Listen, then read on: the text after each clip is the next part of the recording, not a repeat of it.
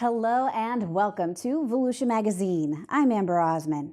In this week's episode, emergency officials prep the public for the upcoming severe weather season. The big read is riding into our libraries, and the county has a unique opportunity for couples looking to tie the knot. Later on in the program, Joanne Magley talks with Jessica Winterwarp from the county's Coastal Division. Those segments and more coming right up on Volusia Magazine. I hope you stay tuned.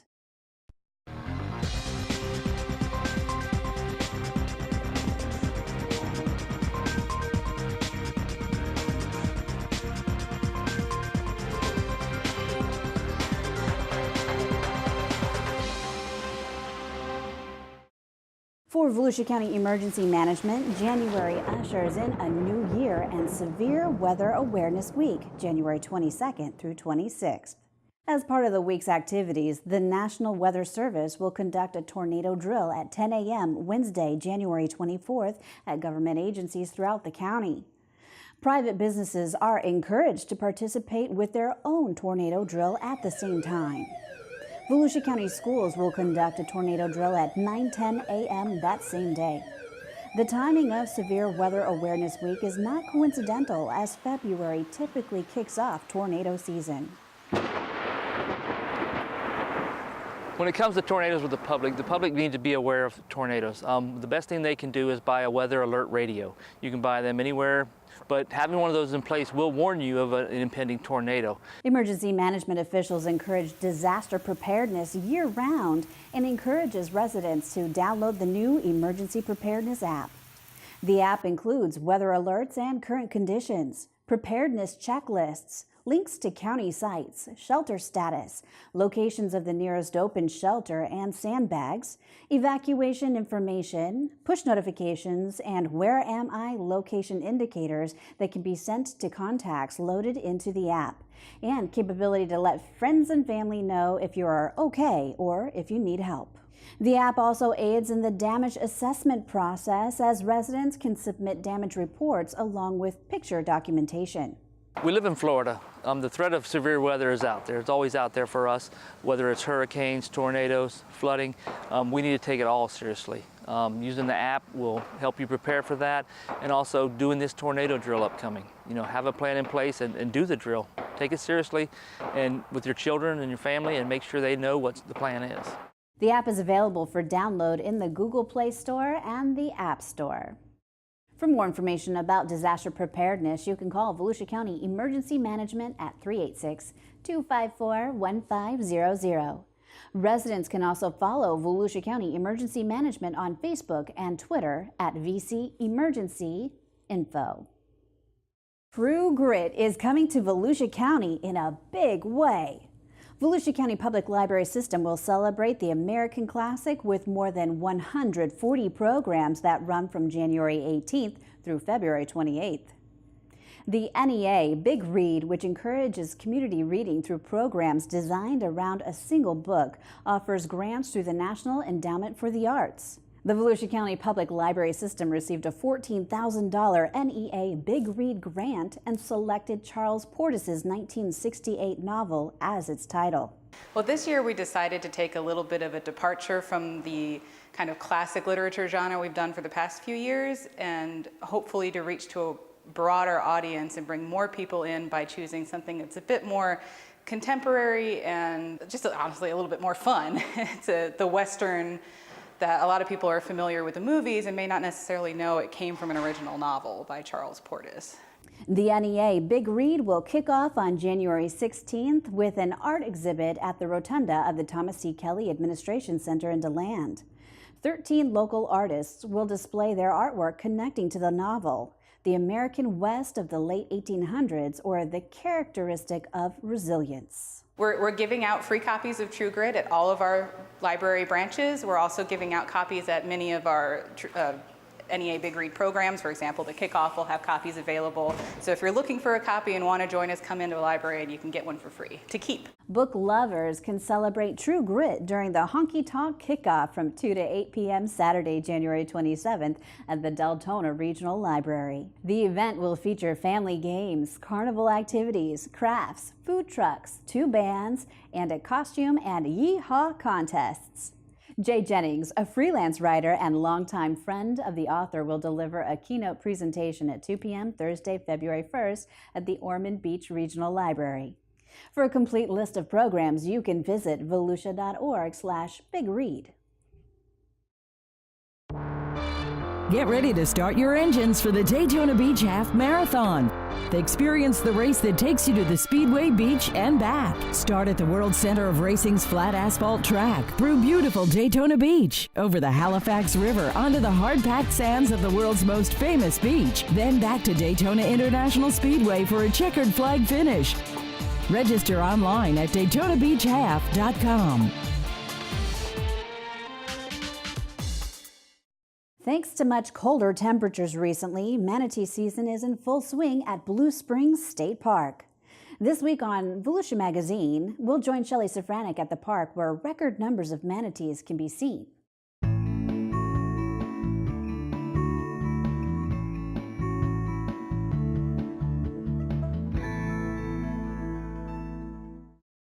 In the summer, Blue Springs State Park is a popular swimming hole, but from November through March, it's closed to swimmers as it becomes a winter refuge for area manatees. Oh, that's so cool. I wish they would swim a little closer. Blue Springs State Park became a state park in 1971 after it was visited by Jacques Cousteau, and he made a documentary about manatees. Made awareness about it at that time, and was a very good reason to save this property for manatees and manatee refuge. To the delight of the park visitors, they get to watch these gentle giants leisurely enjoy the warm spring temperature. The average adult manatee is about 10 feet long and weighs in between 800 and 1,200 pounds. What's unique about them is they are mammals. They're actually related to the elephant. They have been around for many, many years. The one thing is about manatees is they actually have bad eyesight, so they don't have the best eyesight. So they will have or come up closer to maybe individuals or other manatees, and it looks like they're getting very personal, but they're just trying to see what you're doing or who you are. According to Watkins, manatees have no natural enemies, and it's believed they can live more than 60 years. However, they are an endangered species, and now more than ever need your support.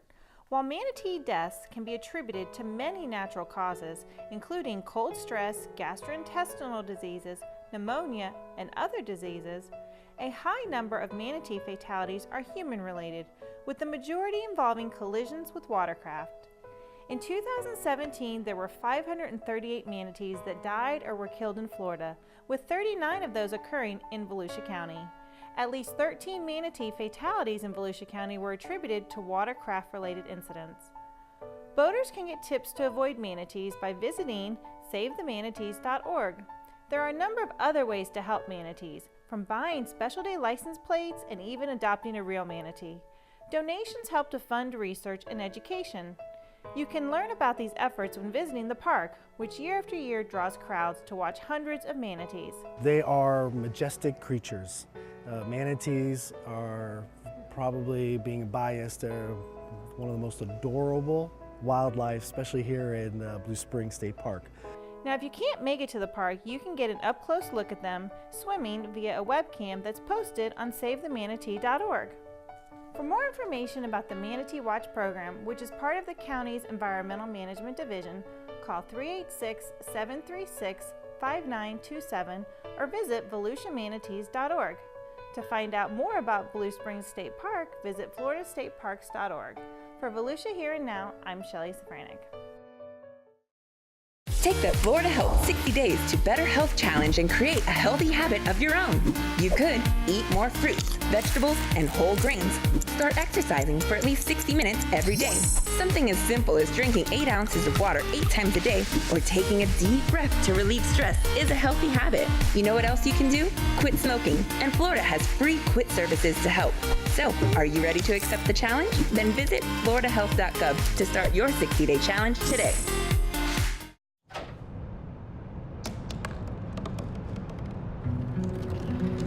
They said I couldn't dream. Called me a piece of trash and swore that's all I'd ever be.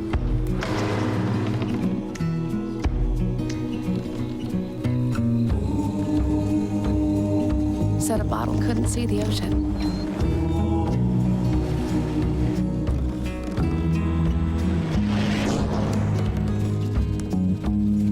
Give up.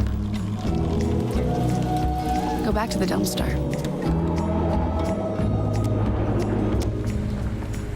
But I didn't listen. I made my way.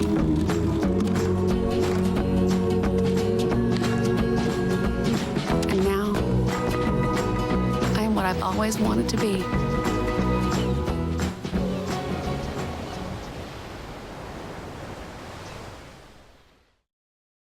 Calling all lovebirds, this Valentine's Day is your chance to be joined in matrimony at the same time as dozens of other couples during the Valentine's Day wedding ceremony organized by Laura E. Roth, clerk of the Circuit Court. There will be 2 group wedding ceremonies open to the public. We want to do the group wedding ceremonies on Valentine's Day because, of course, that's a day that stands for love, and so we traditionally in our marriage departments are quite busy on that day. So many people want to get married on Valentine's Day, obviously, and it's one of our very favorite functions that we perform here at the clerk's office. You know, usually when I go around to places, people will say, "Oh, I know you, I've had to write you a check because I got a traffic ticket." But it's not as positive, so we'd like to be known for some of the more positive things that we do. And one of our most proud positive services that we provide the community is to issue marriage licenses here and perform ceremonies for those that would like to get married with us. In Daytona Beach, the ceremony will be performed at 11 a.m. at the Pavilion on the beautiful Halifax River at City Island Park. In DeLand, a ceremony will be performed at 3 p.m. in the rotunda of the beautiful historic courthouse. And we're also going to have a nice cupcake wedding cake for everybody for after to celebrate, and some little mementos we'll give out, and a really nice decorative certificate to commemorate the day. And so we want people to see that this is a really positive thing we do for the community. And so doing it as a group, a lot of people really enjoy that. We did a biker wedding this past bike week, in fact, at Destination Daytona.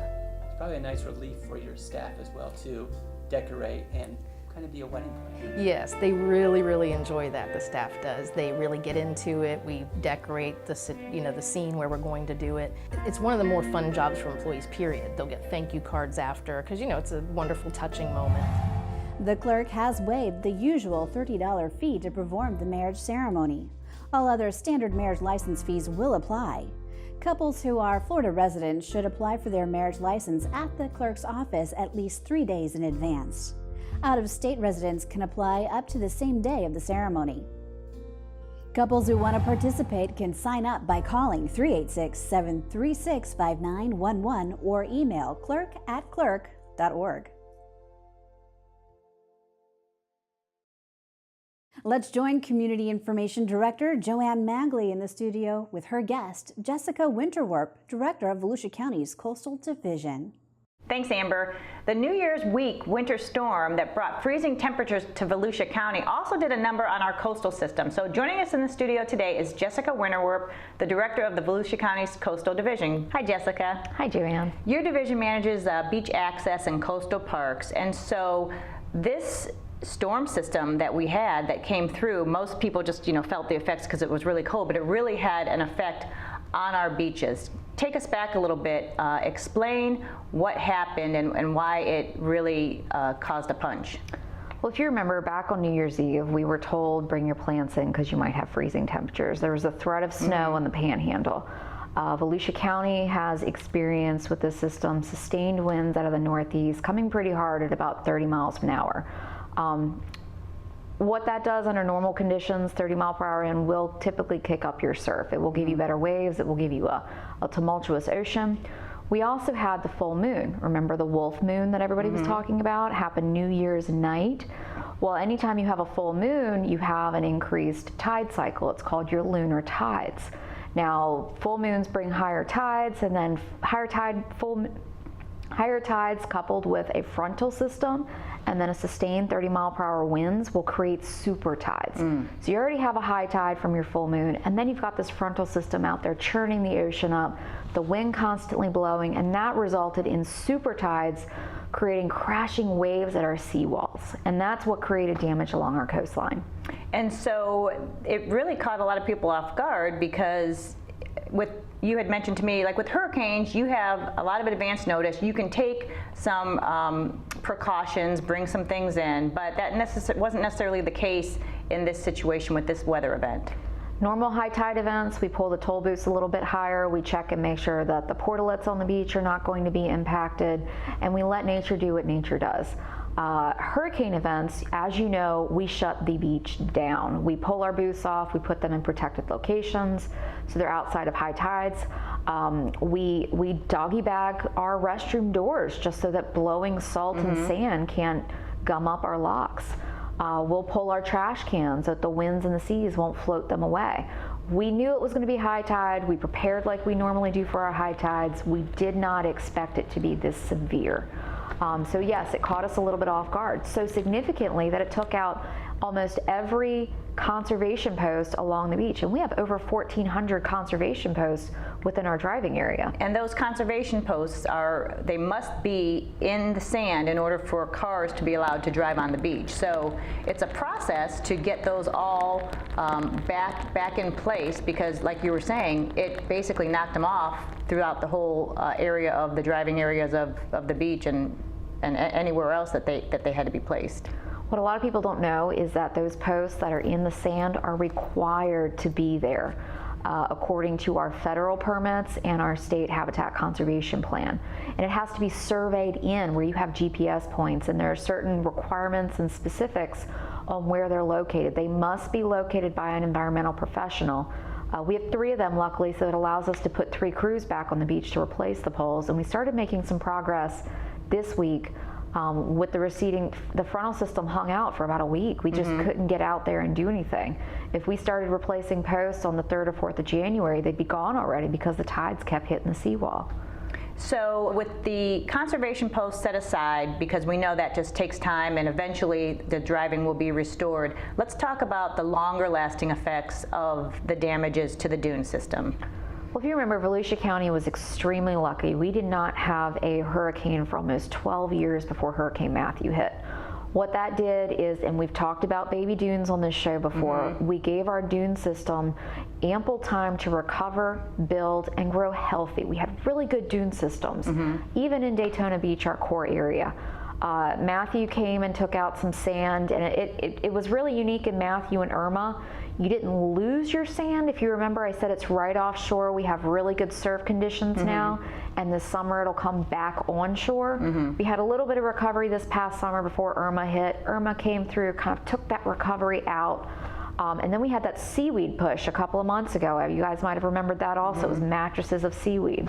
The seaweed had started sprouting just before this storm came. We had baby dunes growing. We were growing vegetation.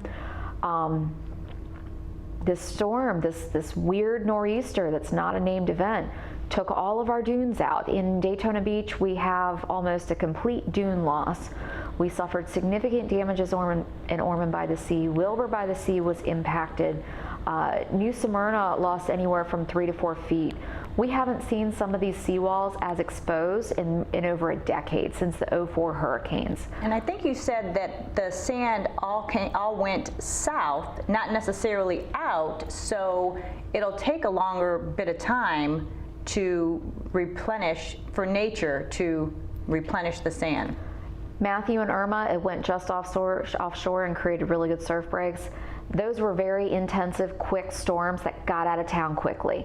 This storm system kept blowing constantly with the ocean churning. And what it did is it didn't pull the sand immediately offshore. There was a very strong southerly drift that took all the sand off into the waves, and then the waves were kicking south. They were kicking so hard south that we found conservation poles from as far north or as far south as 27th Street in New Smyrna, as well as beach trash cans 5 miles into Cape Canaveral. So that's why beach safety flew the double red for 2 days, was we could not have folks out in that water with the current kicking that hard. Right. All right, so what's next as far as what residents maybe who live on the beach should do or should expect, or what's next for the coastal division or just beachgoers in general in regards to the beach conditions? For the Coastal Division, we have been deployed. We've put our staff out there. We're opening walkways. Immediately after the storm and a couple of days after, we had up to 25 dune walkovers that were out of commission, either due to erosions and having unsafe drop-offs, 2 to 5 feet, to damages that were similar to what we had in Matthew and Irma, where the steps were ripped off or just handrails were missing, wave impacts. We've gone out, we've opened up a good number of those walkovers. The ones that have more significant drop-offs will take more time. There are 15 beach showers that have been taken out completely, like poles gone completely. We are working with our facilities department, and we hope to have those showers restored within the next 2 to 3 weeks. Hopefully the weather and the tides will cooperate with us and let us get those installed. For private property owners who do own oceanfront property, there is good news and there is information. If you go to volusia.org/beach cleanup, you will find all the necessary information for stabilization efforts you can take to protect your property. There are some private entities that have had a large sand erosion issue where their walkovers now end nowhere. You have the ability under this website will give you the information so that should you choose to bring in sand to reduce the drop-off or to repair some of your eroded shoreline, you can do that. The information is there. You can also go forward, work with our building department. If you need to repair some of your walkovers, you can do that as well. But as you mentioned with me earlier, for the vast majority of the sand and for the public areas, it's not conducive in most cases to bring in sand because Mother Nature just will eventually take that sand away. I mean, it is useful in some areas to maybe shore up some places where it's a critical infrastructure, but for just replacing the sand, it could just wash it back out again. If you own oceanfront property, be very aware of where your high tide line is coming. It does not make any point or any sense placing sand where your tide is unless your structure is at risk of failing. Just like Mother Nature came and took all our sand away in January, we may get hit again in the next couple of weeks or the next month. February is usually very tumultuous. So anything you place now will be at risk of being transported, but you have to remember any activities will need to be completed prior to turtle nesting season. All right, so aside from weather events, hurricanes and such, your division also manages daily cleanup of our beaches, and you have some new initiatives that you're planning for the 2008 season to help the community be part of the Keeping the Beach Clean initiative. So talk about that for a little bit. Well, we've taken a critical look at our current waste and litter pickup operations on the beach, and we realized that we're kind of in the background and we're not bringing the message to our patrons that we are all responsible for keeping our beach clean. We've heard feedback that trash cans are too far away. I don't feel like walking. I didn't know. Everybody else cleans up for me in New Jersey. They rake the beach or whatever. So we took a hard look and we realized that maybe we need to step our game up and provide a better customer service for our patrons. So what we're going to do is we're going to be a little more proactive. We may approach you on the beach and offer to provide you a bag so that you can bag your trash.